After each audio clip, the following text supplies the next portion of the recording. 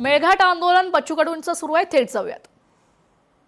ह्या सगळ्या आदिवासी बांधव पुऱ्या मेळघाट मध्ये या मुद्दे घेऊन जेव्हा फिरतोय तेव्हा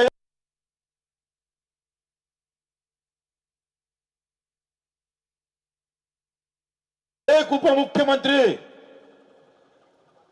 दखल घेऊन 2 मंत्र्यालय पाठवतो, हे खऱ्या अर्थानं मानवतेचं लक्षण आहे। म्हणून शिंदे साहेबांचं खास करून आभार मानन, पण निवड आम्ही आधीच मजबूत राहिली पाहिजे, ते तेवढंच महत्वाचं आहे।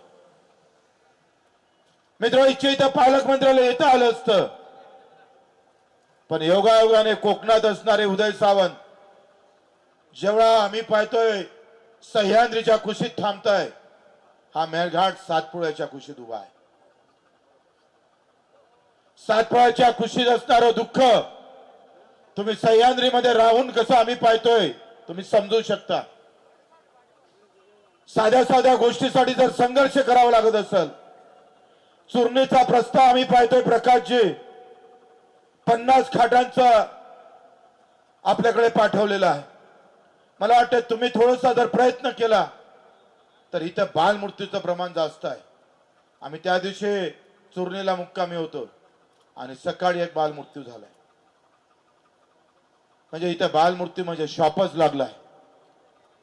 सगळ्यात जास्त महिलांच्या अडचणी आहे।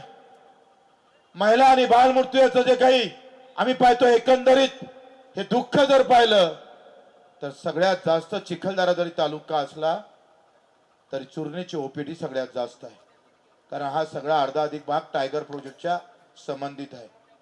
50 ते 60 गावं त्याला अधिक निगडित आहे, तिथली ओपीडी जास्त आहे। आणि तिथं जर महिला बाल रुग्णालयासहित 50 बेडचं जर हॉस्पिटल तुम्ही मंजुरात केलं तर मला वाटतं या शापातून माझा मेळघाट बाहेर निघाल्याशिवाय राहणार नाही। आरोग्य मंत्री म्हणून त्याची खबरदारी आपण खरं तर घेतली पाहिजे, ते आम्हाला सांगितलं गेलं पाहिजे। आरोग्याचा इथं प्राथमिक आरोग्य केंद्रावर उपकेंद्रावर एक नर्स होत्या, आमच्या डॉक्टर तिथं हजर राहत नाही। त्यांना आम्ही विचारलं, राहिले उपकेंद्राला क्वार्टरच नाही। क्वार्टर आहे कुठं तर पाणी नाही, विद्युत नाही, संडासाले झाले जागा नाही। तुम्ही मेळघाटसाठी वेगळा प्लॅन करावा लागेल। प्राथमिक आरोग्य केंद्राला जसे तुम्ही क्वार्टर दिले, ते एक बिचारी नर्स या गादी एवढा खोली करून दिली, त्याच्यातच तिला। वळूया पुढील महत्त्वाच्या बातमीकडे। केमिकल प्लांटमध्ये भीषण स्फोट झालेला आहे। रत्नागिरीच्या लोटे एमआयडी